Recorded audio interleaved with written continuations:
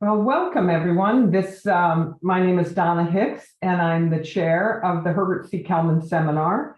And just so happy to have you join us here today for this interesting discussion about authoritarianism in Latin America. Before we get started, I would like to just tell you that this seminar is co-sponsored by the Weatherhead Center for International Affairs and the Program on Negotiation at Harvard Law School. And again, we really appreciate your tuning in. I know you're all busy, and to be able to be here with us, it's just wonderful. So thank you for taking the time.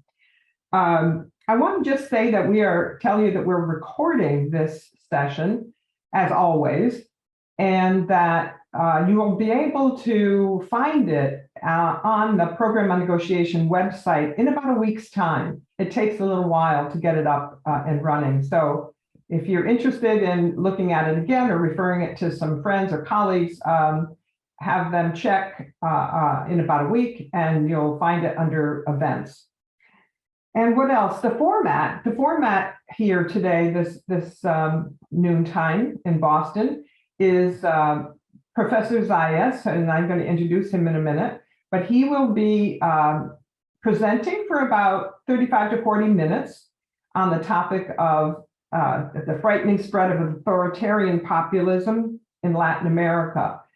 And then after that, we will open it up for a Q&A. And if you would please put your questions or your comments in the Q&A function, not in the chat function, but in the Q&A if you want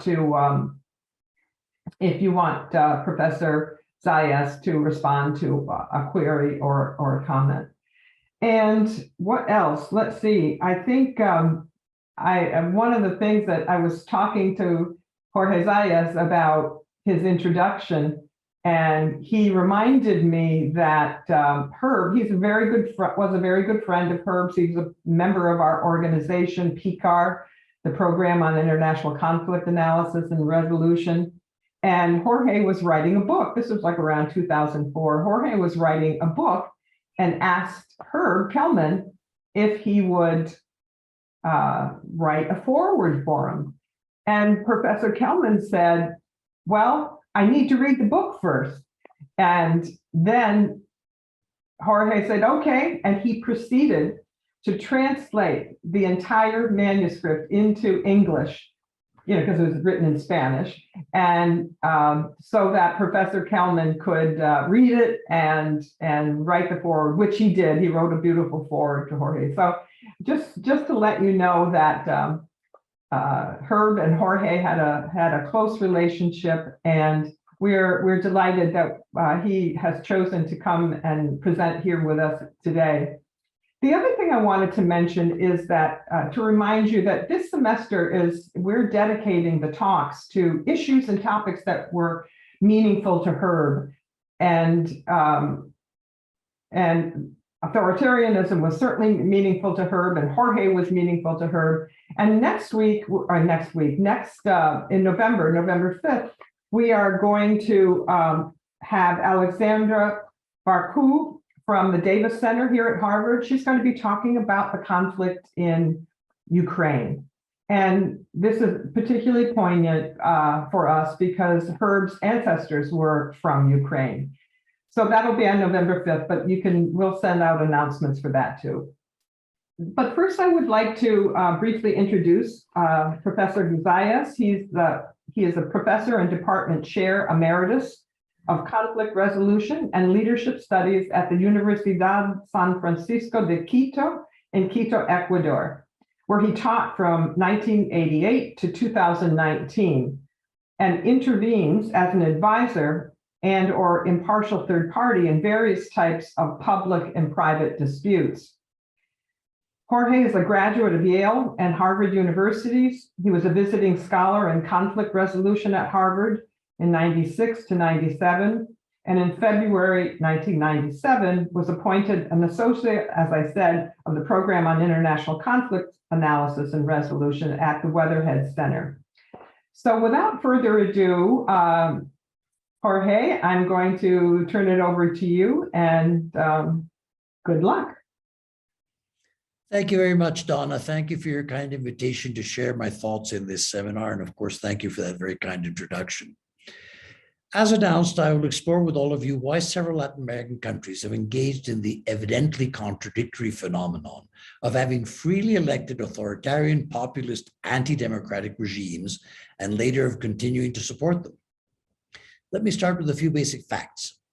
Since 2000, the year 2000, voters in 6 Latin American countries, Venezuela, Nicaragua, Ecuador, Bolivia, Argentina, and Peru, the 150 million citizens of which make up nearly a quarter of all of Latin America's population, voted into power in free and fair elections, governments that have subsequently systematically violated the fundamental premises of liberal democracy. Among them, independence of the legislative and judiciary, freedom of speech and of the press, citizens' right to life, liberty, assembly, expression of dissent, protection of citizens from persecution, arbitrary arrest and torture, term limits, free and fair elections, the orderly transfer of power, practically everything that makes up the fundamentals of liberal democracy. And these regimes have, in addition, often badly mismanaged their country's economies, leading to shortages of almost all necessary goods, rampant corruption, all kinds of deficits, that in turn have led, in several cases, to massive emigration. I could go on at length into this drama, but my purpose is neither to chronicle nor to document it, but rather to invite you to join me in trying to understand it and then thinking about how to address it. When faced with many critical economic, educational, geographic, nutritional, etc. factors that influence the workings and failings of vast social systems, how does one prioritize? Where do we start? My approach to prioritization first identifies those causal factors that I think can most effectively be influenced. In my view, as I shall explain, those that we can most effectively influence are the dominant paradigms that are determinant of broadly generalized belief, value, attitude, and behavior patterns. I propose that these can most effectively be influenced because, as I will later argue, more than any other causal factor, we can all affect and change them. As parents, active citizens, co-workers, bosses, thinking, sentient, relational beings. But once we begin to narrow our focus, there is such a large number of socially dominant paradigms that the task of prioritizing continues to be daunting. So I take a second step. Selection of just a few critical dominant paradigms, significant shifts in which can have the most significant impacts. Through many iterations of this process and over many years, I have come to center my focus on 4 paradigms or paradigmatic clusters that are generally recognized as broadly dominant in Latin America. Very briefly, before going on to explore them, just one finally preliminary reflection. I make no claim that what I'm now going to present to you is specifically relevant anywhere other than in Latin America. It could be, it may be, but I center my attention on Latin America. That said, I will now identify and analyze those that I have selected as the most critical paradigms in this Latin American context. We will first examine a set of them. They are properly a whole cluster of paradigms related to child rearing and education. Millions of Latin Americans young are subjected to very traditional systems governed by that cluster of paradigms of parental rearing and formal education that we can characterize on 4 essential bases. What they seek to accomplish, the ultimate purpose being sought, what they attempt to influence, and how they attempt to exert that influence. Methods. First, these systems seek to accomplish literacy at its most basic, instruction in a large cumulus of facts, geographical, historical, botanical, zoological, astronomical, political, etc. Instruction also in certain widely accepted beliefs. Among many, many of these, I think 2 are especially illustrative. 1, belief in the essential evil of human nature, the thought that we are born sinners, we are naturally mean and aggressive, we need to be hemmed in and controlled. And a concomitant, very negative view of the nature of human societies, whether that of Hobbes, bellum omnium contra omnes, war of all against all, or that proposed by Marx and Engels, that the history of human societies is that of class warfare. Fourth, indoctrination into certain behavioral norms that again very illustratively include blind obedience to authority and machismo, literally maleism, the belief in the superior rights and freedoms of men over those of women. And finally, fifth, knowledge of the most elementary mathematics, usually just limited to arithmetic. All of this accompanied by a particularly noxious failure to distinguish between questions of fact, susceptible to proof beyond reasonable doubt, and thus categorical affirmation as true, and on the other hand, matters susceptible only to value judgment or subjective preference, regarding which it is simply not logically acceptable to attempt to impose one and only one valid position. What is the main purpose of this system of child rearing and education? I believe that its most important, even conscious purpose is to produce a large, submissive adult population that can be forced, with neither too much effort nor much benefit to its members, to perform hard, boring, routine tasks on the farm, in the factory, in the boss's home, in bureaucratic offices, public or private, mostly for the benefit of the privileged. What do these systems attempt to influence? On the cognitive side, once children are literate, their memories begin to be filled with endless amounts of information, again, geographical, historical, botanical, etc., that they are expected to absorb, retain, and regurgitate in examinations that essentially prove their ability to memorize. And on the emotional side, these traditional systems seek to awaken one emotion above all others: fear. Fear of physical or verbal punishment and abuse, rejection, humiliation, deprivation of affection, respect, protection, security. Finally, how is all this done? What is the method?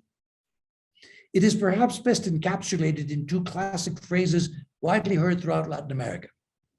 The first, in Spanish, la letra con sangre entra, which literally translated means letters go in with blood, and can be understood more idiomatically to mean that blood, that is pain and suffering, makes them learn.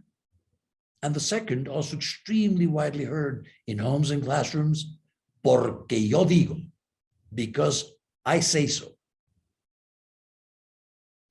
Having briefly characterized this cluster of perverse paradigms, what are the effects of raising large majorities of a society's youth under this influence? In that 2004 book that Donna kindly mentioned it in her kind introduction, that carries in it something I treasure, which is Herb Kelman's beautiful foreword, I propose the concept of human bonsais. A bonsai is a stunted tree, stunted by the deliberate actions of cutting its roots and the top of its trunk or stem that guides its continued upward growth. A bonsai is the direct result of purposeful prevention of growth and development. And what essentially results from this terrible way of bringing up and educating the young is exactly that.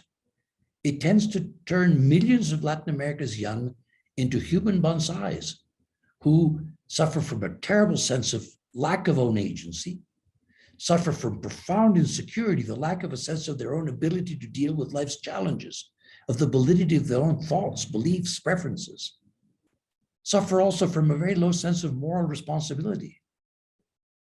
How can they have a high sense of being significant agents of their own destinies if they have been discouraged from ever thinking on their own and coerced in one or another way into thinking what they were told they were to think?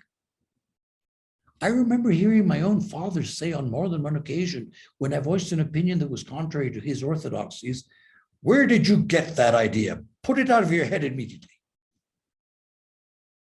How can they feel psychologically and emotionally secure, be sure of their own dignity and worth, if so much of what they receive from parents, teachers, other adults is rigidity, harshness, hostility, the very opposite of nurturing and unconditional love? And as to the development of moral responsibility, I just propose that it cannot be developed in a person through fear and punishment, through command and control. It is really not at all surprising, I think, that a great many persons brought up under the paradigms I am describing will, in their own self-disparagement and in violation of their own dignities, tend to seek the protection, the guidance, the relief from anxieties of life offered by strong, even ruthless authoritarian anti-democratic political leaders. There is a stunning passage in Alexander Solzhenitsyn's Gulag Archipelago, in which he describes how, as a young man deeply conditioned by the regime, he applied for admission to one of the Soviet military academies. And when he learned he had been accepted, he felt an enormous, ecstatic sense of relief. As he tells it, he thought, "Ah, how wonderful. I will never again have to think for myself." Solzhenitsyn later became aware of the terrible costs, in terms above all else of his own dignity, that he would incur for the relief he then felt. But that cost is almost never clear to those who are incurring it. Solzhenitsyn became aware of it much, much later, and after living through and witnessing terrible, terrible human suffering. Rather than decry it, however, I think we need to understand the psychology of dependence that can help to explain what Karen Stenner describes as the authoritarian dynamic that leads vast numbers of Latin Americans to seek what Eric Fromm describes as escape from freedom, or in a powerful phrase of Ronald Heifetz's, to flee to authority. There is much, much more there, but for reasons of time, I must move on. We will next examine what I call the traditional leadership paradigm, a topic regarding which I express enormous intellectual debt and gratitude to a great thinker whom I have just quoted, Dr. Ronald Heifetz. This traditional paradigm essentially understands leadership as the exercise of authority for the accomplishment of group goals. It is in line with what Robert Dahl describes as the belief, the essentially undemocratic belief, that societies must be ruled by guardians, by ruling elites. The words leader and leadership obviously come from the verb to lead. Reasonable synonyms include to direct, to organize, to control. So the concept of leader and that of authority figure, who directs, organizes, controls, have tended to become essentially or very nearly synonymous. And in addition, authority is frequently wielded with force. So the term leadership, under this traditional conception, has acquired a strong whiff of forcefulness and imposition. By this association, Ronald Heifetz proposes to see it rather as this confusion between leadership and authority. The traditional way of understanding leadership has come to be, as if you will, the authoritarian exercise of authority. Thus can our use of language sometimes even become confusing. In vast segments of Latin American societies, not only in the home and in the school, does rigid imposition of beliefs, attitudes, behavior patterns take place. That terribly authoritarian phrase, porque yo digo, because I say so, is easily heard in ministries, city halls, public and private institutions, factories, offices, all over. Many leaders / authority figures feel perfectly comfortable exercising their authority with no regard or respect for anything other than their own wills. And in this context, you can, I trust, appreciate why I placed emphasis earlier on machismo or maleism, the idea still widely accepted by not only men, but by many women in Latin America, that women must be subservient to men. Machismo feeds into not just a rigorous application of the traditional leadership paradigm, but far, far worse, into abuse. It enables rampant domestic violence, and what in my view is the worst stain on our Latin American societies, extremely high incidence of sexual abuse that includes that of young girls by older men, including uncles, brothers, stepfathers, and even their own fathers. Because I say so can easily morph into because I want to, and after the fact, to because I could. It is easy, I trust, to see how the traditional leadership paradigm reinforces the effects of the child rearing and educational paradigms I explored earlier. It is not that young people come out of home and school into societies free of the rigors and impositions that they faced in their earlier years. Quite the contrary. They continue to live their entire lives under socially accepted, even condoned, rigid authority and frequent abuse. Which, of course, in time and as they acquire positions of authority, become parents, supervisors, bosses, political authorities, teachers, they simply replicate, because that is what is normal to them. Briefly, before again moving on, I cannot fail to mention the instillment of obedience that flows from the paradigms we've examined thus far. We are all familiar with Stanley Milgram's famous obedience experiments carried out at Yale in the early 1960s. A very well-respected Chilean social psychologist named Victor Nassar did a study in the early 1970s, the results of which are, in my view, even more frightening. Nassar did a vast survey of prevailing attitudes and beliefs among a highly representative sample of all Chilean adults. The single question that received the highest percentage of identical responses was, quote, "What do you consider to be the most important responsibility of parents?" Unquote. More than 70% responded to teach their children to obey.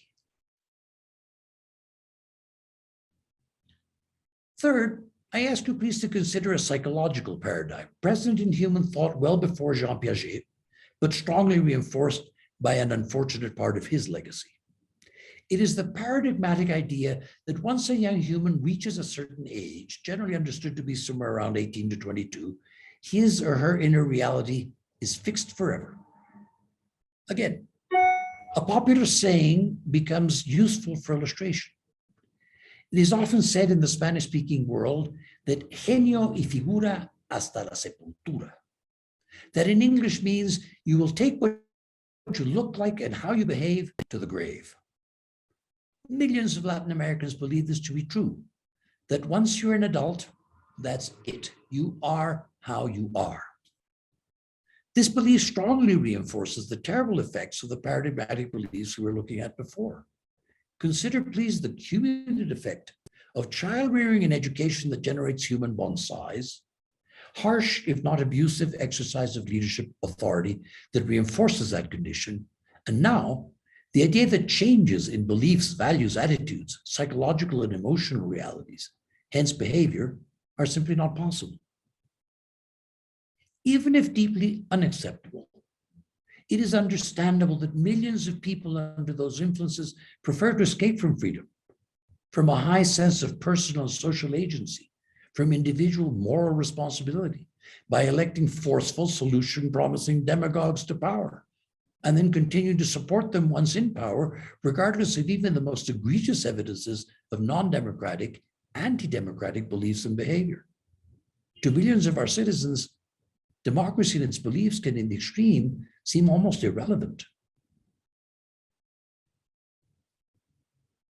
Fourth and last, I invite you please to explore a paradigmatic placement of excessive emphasis on only the institutional approach to social analysis and change.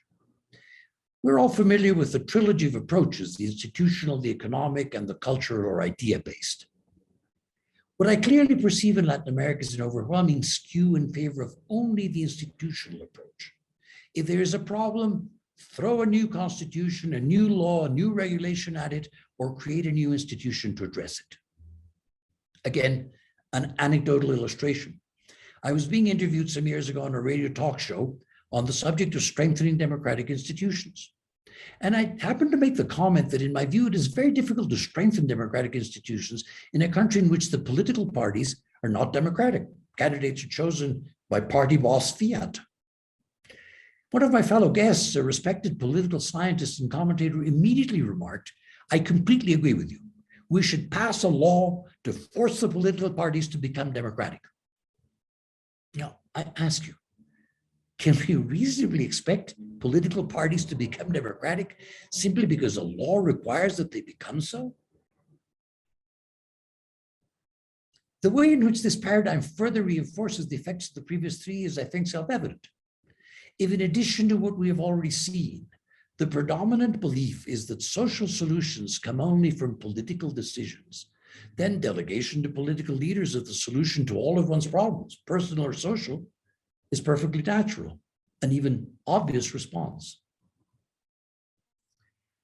So there you have my synoptic, even impressionistic sketch, no more than possible in some 20 minutes, of these four especially critical paradigms or paradigm clusters that go a long way in explaining the frightening spread of authoritarian populism in Latin America. Now, at the start of my talk, I mentioned the routine violation of civil rights, human rights, and the often disastrous economic conditions that these authoritarian populist regimes visit on several of our country's populations. There are two further consequences that I think need to be briefly mentioned. First, by their very nature, these strong-arm regimes seek to perpetuate themselves in power, driven in part by the enjoyment of perks, ego-boosting pleasures, luxuries, adulation, fawning subservience, enjoyed by dictators and their henchmen, and in part, more and more so, fear of the eventual possible long arm of international law, though we still need to strengthen enormously to bring all these criminals to account, but that is at least gradually more present in our world than it ever was before. This tendency to self-perpetuation of repressive regimes makes it very difficult to institute processes like those I will immediately propose, aimed at changing these perverse paradigmatic realities.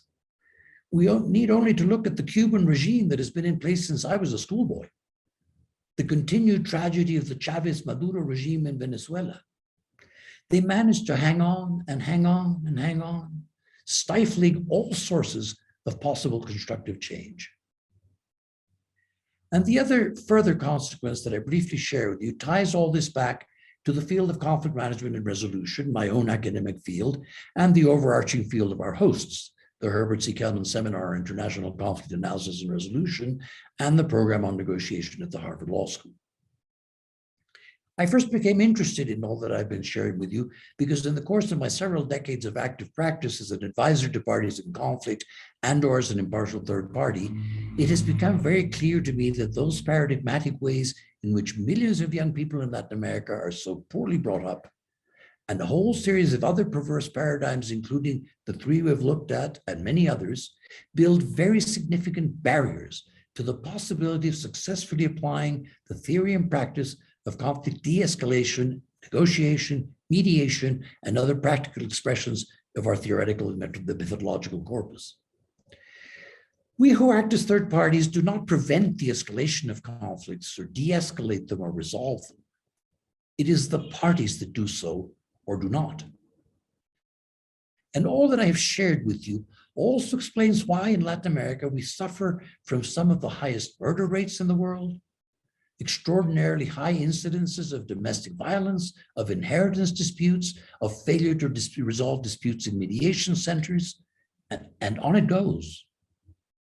Personal insecurity, very low levels of emotional intelligence, a widespread lack of sense of agency, of own worth and dignity, of moral responsibility, all of these are serious impediments to the essentials of constructive conflict management and resolution that depends on empathy, on legitimation of others, on a predisposition to seek mutually agreeable rather than zero-sum outcomes, on a more sociocentric and less egocentric posture in life. That said, and again moving on, let me now please share with you what I believe we can and should do about these perverse paradigms and their effects. I propose systematic, proactive efforts to reduce, eventually to zero, the social influence of those, and quite frankly, a slew of other paradigms. Now, as all of us know who have observed, studied, or even just consciously lived the process of paradigm shift, a paradigm does not stop exerting its influence simply by dying and leaving a vacuum. Paradigm shift is, by definition, paradigm replacement. So, first, a brief look at the desirable paradigms which I propose must become dominant. First, in fundamental contrast to the traditional system of child rearing and education, what we widely describe as a liberal education. Its ultimate purpose is set forth in a wonderful phrase that I particularly love by German classicist Werner Jaeger. He describes how Plato conceived the new educational approach that he, Aristotle, and Pythagoras had conceived in Athens, and that some 400 years later Cicero described as ars liberalis, the arts that liberate, whence comes our modern term, the liberal arts. According to Jaeger, Plato conceived their purpose as awakening the qualities that lie dormant in the soul.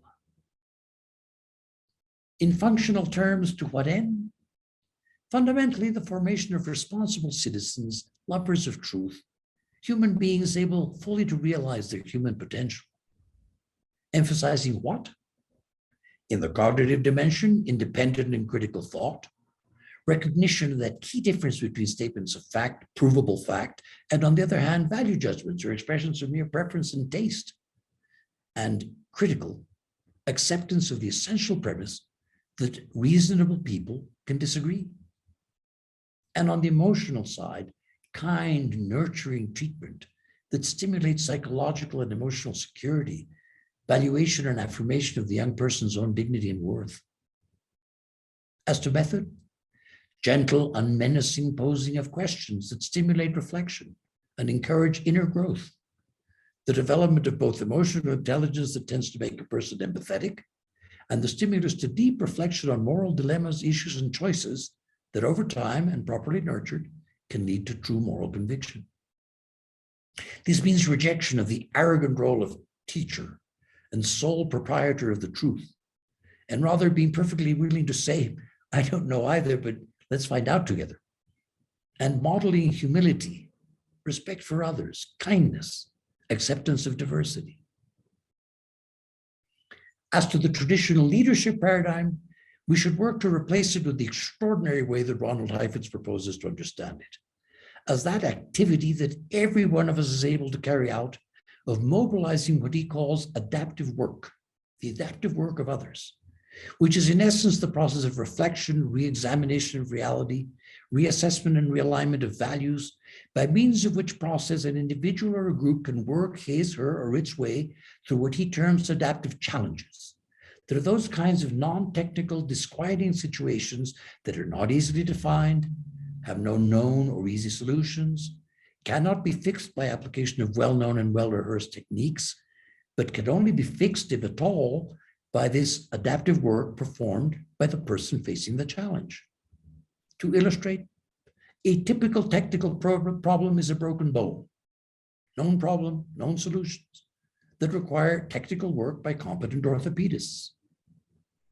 On the other hand, a good example of an adaptive challenge is a broken heart, not previously known or experienced, with no clear, simple, off-the-shelf solution, and obviously solvable, if at all, only by the person whose heart is broken.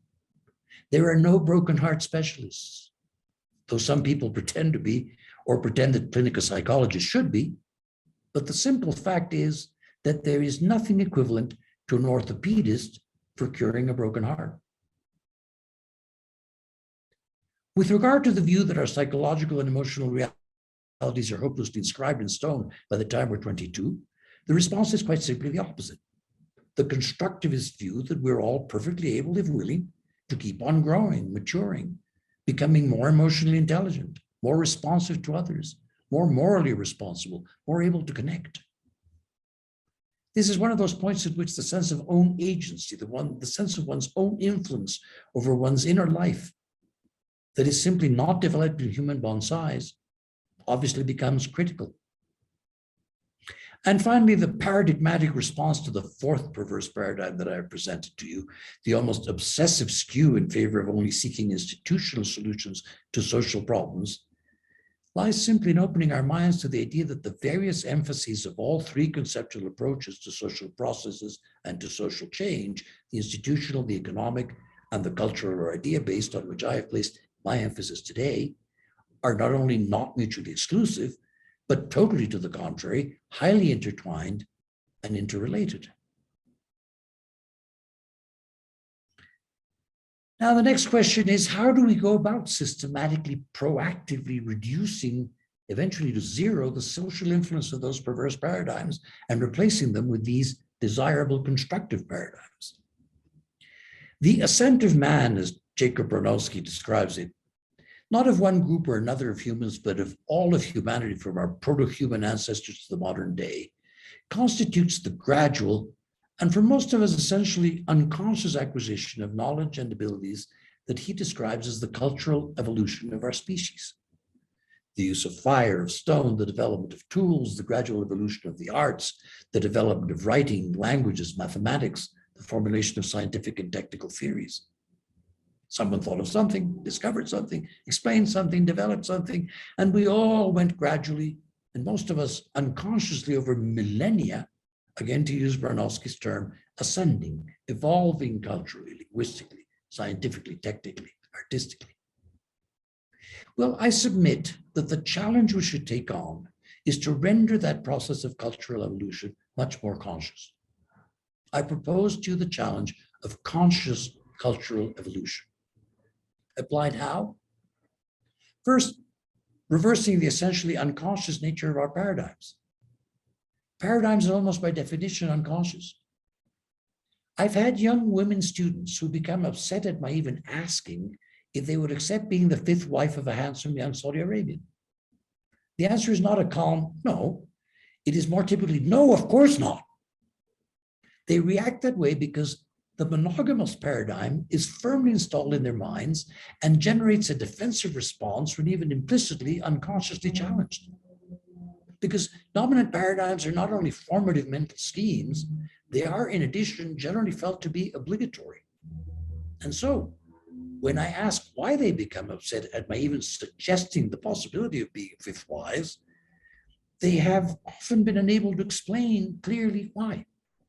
More than once, I've heard the answer, because, that I think simply conveys the idea that how could I even ask why, that the answer is obvious. So first, we need to reverse the essentially unconscious nature of our dominant paradigms, bring them out in the open, recognize them, examine them, analyze their effects, both individual and social, and of course, most of all, single out the perverse ones. And then how to replace them with desirable paradigms? This brings us back to an idea that I shared with you earlier. It is the initial idea in my prioritizing scheme, namely that we can all generate changes in our society's dominant paradigms. That is why I focused on dominant paradigms to begin with. Let me please explore this idea further and show you its critical importance with a simple example. Focus, please, on another critical reality, infant malnutrition, that has a huge impact on any number of key social realities in Latin America. There are some wonderful people working to reduce and eventually eradicate this scourge. Agricultural experts, nutrition experts, health workers, social marketing experts. If I decide that I would like to assist them, there is not much that I can do other than, within my more or less limited capacities, donate to institutions working on the problem. But the actual work will continue to be done by them. But those same agricultural experts, nutritionists, doctors, working to reduce infant malnutrition are not similarly impeded from helping me or us to induce the paradigm shifts I'm proposing. Quite the contrary. In fact, they are in much better position than I am actively to stimulate the kind of reflection on which paradigm shift depends. They are out there in rural agricultural communities where they are loved and respected, and therefore have the informal moral authority that makes them uniquely qualified to induce paradigm shifting reflection, or as Ronald Heifetz describes it, to mobilize adaptive work. And if you think about it, every single thinking, feeling, responsible adult in all of Latin America who bemoans and suffers from the consequences of our perverse dominant paradigms is just as well positioned. We all have family, co-workers, neighbors, friends, whom we can invite to reflection, not to preach. I'm not advocating that we all become preachers of a new religion of paradigm shift. I hope to have made it abundantly clear that I do not favor education as indoctrination. I remind you of Plato's beautiful dignity-honoring idea of awakening the qualities that lie dormant in the soul, and of my devotion to the Socratic method to stimulating reflection. I am a firm believer in civil societies and social capital's roles as the primary sources of social functionality and governability, as brilliantly analyzed by Robert Putnam in his Making Democracy work. I firmly believe that if we wait for the government to solve all of our problems, the fourth paradigm we've analyzed, we will be like Samuel Beckett's famous characters, waiting for Godot, who will never arrive. We desperately need to help millions of our people in Latin America to wake up to the fact to which Alexander Solzhenitsyn finally woke up, that they do have to think for themselves, that they can think for themselves. And we also need to help them overcome the fear of having to do so and of actually doing so. I have worked a great deal in rural Ecuador where the traditional paradigms are firmly in place. And I have had the most encouraging experiences there with putting my proposed conscious cultural evolution to the test. I have also been a university professor for several decades and have seen the enthusiastic response of many, not of all, but of many of my students to my stimulating them to rethink traditional paradigms and just think for themselves, not escape from freedom, not flee to authority. I share with you this wonderful experience of having induced many people to reflection with simple questions, with gentle and respectful suggestions that there are perhaps other ways of seeing things, with the request, please to allow me to present another way of seeing them. Often I have found, with suggesting a needed paradigmatic change as a possible answer to a problem or a concern that the other person is already voicing. Put simply, conscious cultural evolution turns, to a very considerable degree, on the art of inducing reflection, by means of which we can, all of us can, turn the traditional child rearing and educational and leadership and institutional bias and many other paradigms on their heads. Not easily, please. I by no means suggest that the process will be easy or that we face a short-term challenge. Difficult, long-term. But the entire process of human cultural evolution has always been difficult and long-term. And it will undoubtedly become less burdensome if more and more of us begin to try to push it along, consciously assuming the challenge of promoting shifts in dominant paradigms. With that, I close. Many thanks for your kind attention. And now, Donna, please help me with interaction with our audience if anyone is interested, and in which, of course, I am keenly interested. Thank you very much again. Wow, well, thank you. That was really, that's a lot. And that was certainly topics for reflection and hopefully perhaps self-correction. So thank you, Jorge. We do have some questions from our audience, and let me just see here. This one is from Claudio Colnago.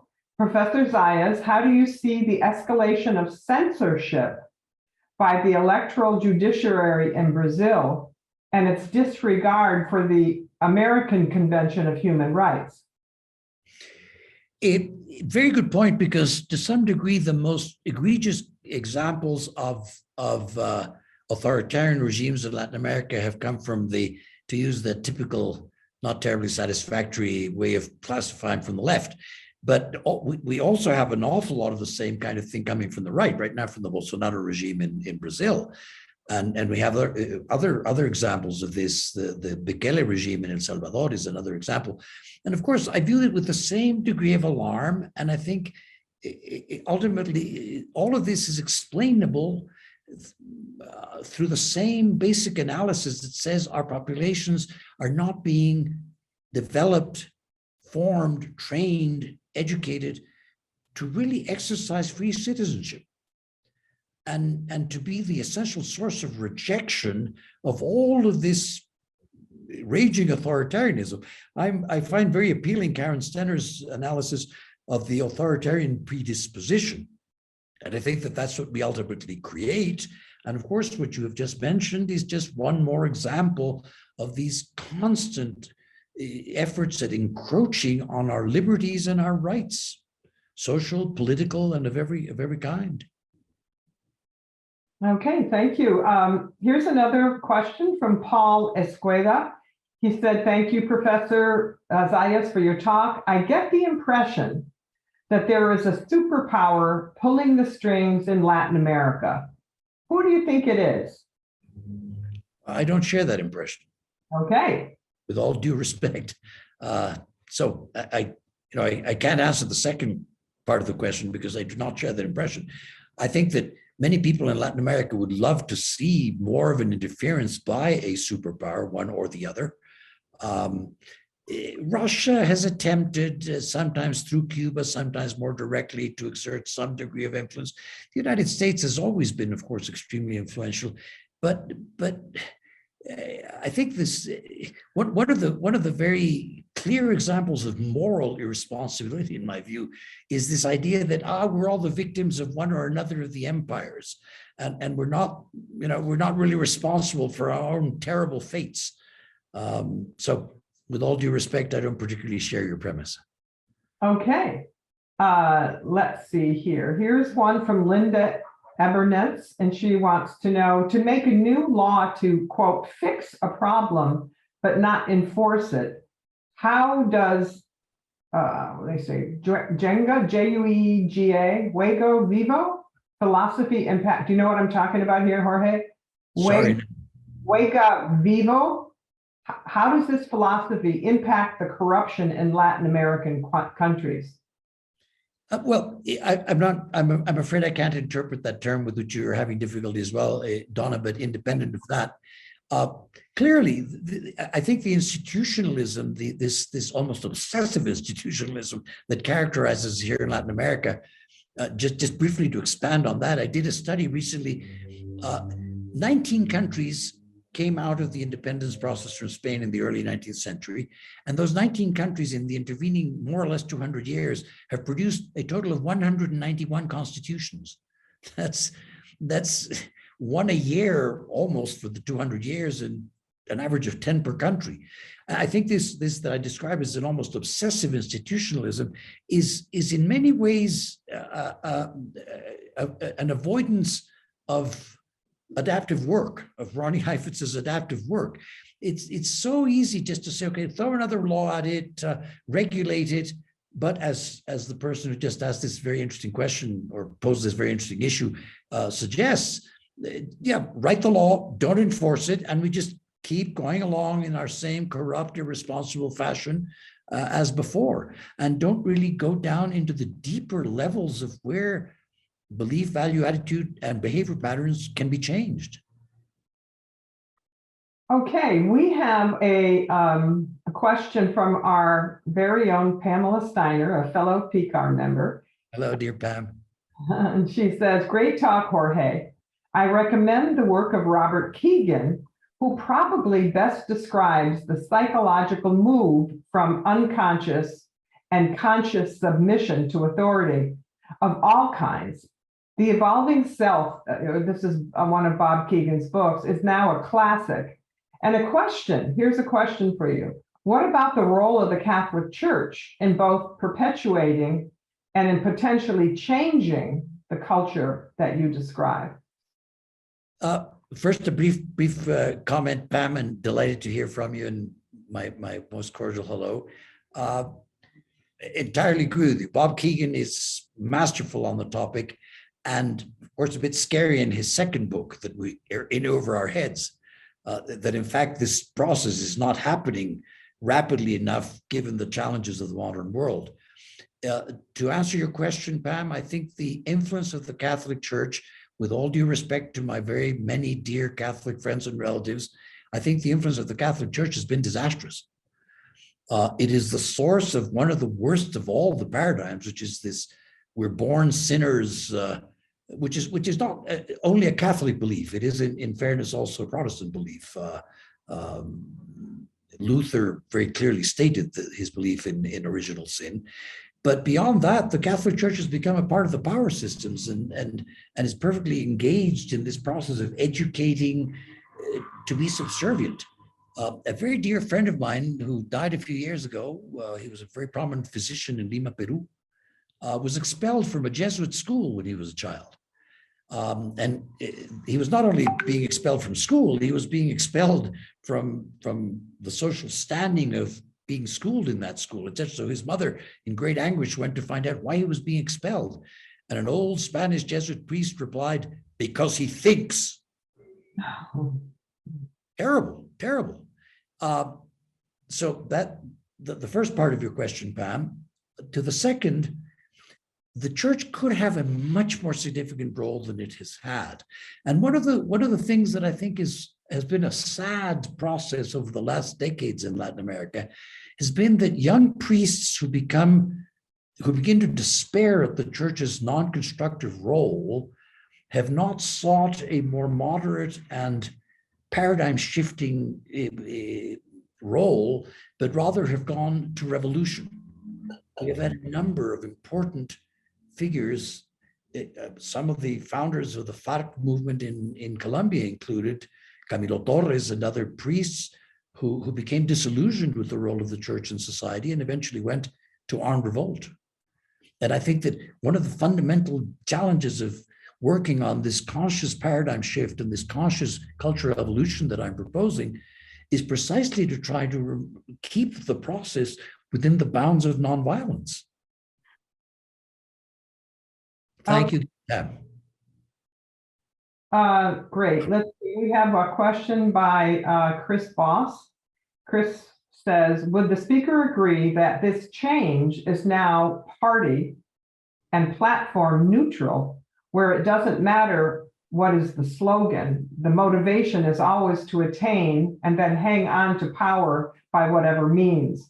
Mainly driven by citizens over time have ceded too much decision-making and power to a centralized government, even as it becomes authoritarian. There's a lot in what has been posed there, but if I have understood correctly, yes, we definitely agree. I repeat my profound conviction that it is from us in civil society that fundamental social change can eventually really take root. And yes, particularly the last part of what Donna has just read, if I understood correctly, is very much in line with my sense of an overwhelmingly excessive bias in the direction of thinking of institutional approaches, laws, constitutions, institutions as the source of potential solutions. So yes, if I understand correctly, we agree. All right, let's see. So here's one from Rafael de la Torre. Rafael says, what is your opinion about sayings like justice over law and do not tell me that law is the law, commonly used by Mexican presidents? I will offer you first a general rule response. I'm not terribly fond of frequent popular sayings. Some of them I think can be remarkably valid, but most of them catch reasonable thoughts, but tend to oversimplify or tend not to be terribly satisfactory. I'm going to ask Donna, because I went on my general bent. Donna, would you kindly repeat the specific sayings? Yeah, the sayings are justice over law. That's one. And the second one is... Please, let me respond to that one first. Okay. That suggests that they're somehow mutually exclusive or need to be placed in hierarchy with one another. And that doesn't make sense to me. Law should be just, and justice should be enshrined in the legal system. So that would be my response to the first one. Now let me please hear the second. The second one is, do not tell me that law is the law. I frankly don't understand that. I don't quite get that either, but I guess apparently commonly used by the Mexican president. I don't, yeah. Yeah, no, my apologies for not responding, but I don't particularly understand the phrase. So here's an anonymous participant who wants to know, living in Mexico, or no, I would appreciate hearing your comments on Brazilian politics and the current election process. Do you see Brazil on the same path as Venezuela? No, I don't. Lula da Silva, who is the probable winner of the second round, is certainly a man that comes from the left, has been reasonably sympathetic to some of the more extreme expressions of this string of leftist leaders that we've had in Latin America, including our own Rafael Correa. But there are two aspects to that seem to me to suggest that it won't go to those extremes, to the Chavez-Maduro extremes. One is that Lula was already president and did not go to those extremes. So we have the experience of Lula himself. And second, it's a remarkable fact that president's second time around generally seem to learn something from their first time around. And Da Silva's discourse during this electoral process has not struck me as particularly Maduro friendly or friendly to the extremism of so-called 21st century socialism. None of this negates the possibility that Brazil will move in more of those directions. But you're asking me to look into the crystal ball, which I'm always hesitant to do. But now that you've asked and I've chosen to answer, my answer is no, I don't think that Brazil will go the way of Venezuela. Okay. Let's see. I think we have time for one more question, and then I'm going to turn it over to Nicole Bryant, who's going to make some announcements. So this is from Alejandro Davila. Living in Mexico, I have witnessed firsthand all four paradigms. Re-educating a majority would take at least one generation, if that's even possible. So while changing education, what would be the next best strategy to replace this paradigm? I do not offer a next best. I truly believe, and this is interesting because I've had debates with many of my very, very dear friends. I have a particularly dear friend here in Quito who accuses me of accepting historical patience. He describes it as that. You accept historical. Yes, I think we have to realize, and this in some way connects with Bob Keegan's In Over Our Heads, that the challenge is, and I've said it already and I just repeat, a long-term challenge. We've let this go for generations and generations and generations. Here in Latin America, particularly seeking political solutions and not addressing many other variables in the total mix.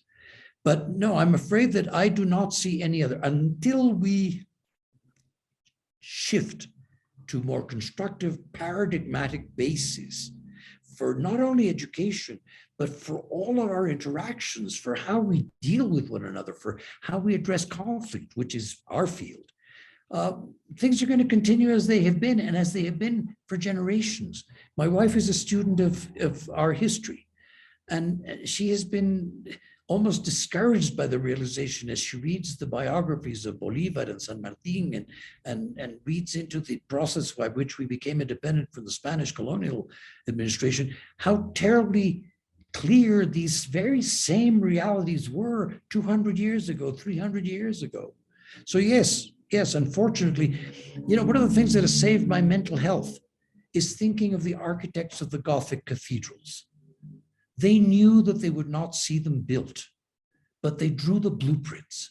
They did what it was theirs to do, knowing that it would take longer than their own lifetimes to see the process through. That's a great example. One more thing, Jorge, someone wanted to know if your books are translated into English. No, Donna, dear, my books are, to paraphrase Luigi Pirandello, my books are books in search of publishers. So Okay. none of my books has been translated into English. Thank you for your interest.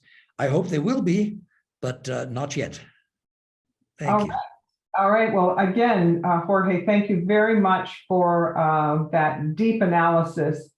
And I just appreciate that you've taken the time to be with us here. And Herb would have certainly enjoyed this session. Thank you, Donna. Thank you for thinking of our dear Herb and for this very kind invitation. Delighted. All right. And I'm going to turn it over to Nicole now for some announcements. Well, thank you. And let me just join everyone in the comments and chat. Jorge, what an insightful presentation. Really a great hour spent in your company. Thank you so much for educating us from all of us at the Program on Negotiation. So I am coming on as ever to talk about other events that are coming up, either in the context of our Kelman seminars or the many trainings that we run at PON. I'm actually here right at Harvard's campus running a negotiation and leadership training this week. So we are working very actively to train senior leaders and executives from all over the world in their negotiation skills. But coming up most immediately on November 3rd, we have another PON Live event with Professor Hannah Riley Bowles of Harvard's Kennedy School of Government on gender and negotiation, always a fascinating topic. And then, as Donna mentioned at the outset, of our presentation, our next Kelman seminar on Ukraine with Alexandra Varku on November 15th. All of the PON trainings that are going on in person will be happening. We have registration open for classes from November through April on the PON website. And final note, as we mentioned, this recording of this event will be up. Actually, we've expedited our time a little bit, Donna, and I think in about a business day or so, we should have the preliminary recording if all goes well. So thank you so much, Jorge, again, for your wonderful analysis. And thank you to everyone for joining us as ever. It's a pleasure having you with us. All right, we will see you very soon at another PON Live. Take care, everyone.